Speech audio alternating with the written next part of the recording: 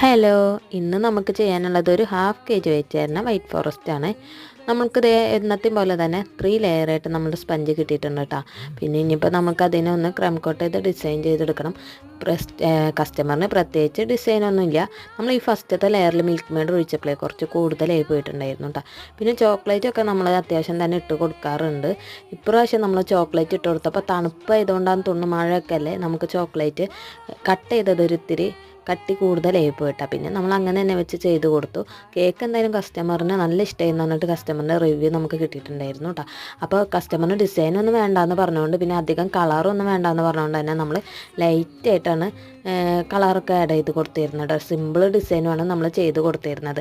പിന്നെ നമ്മുടെ ഈ ഒരു ചാനൽ ഇഷ്ടപ്പെട്ടതിന് നിങ്ങളെല്ലാവരും ഒന്ന് സബ്സ്ക്രൈബ് ചെയ്ത് സപ്പോർട്ടും കൂടി ചെയ്യണേ.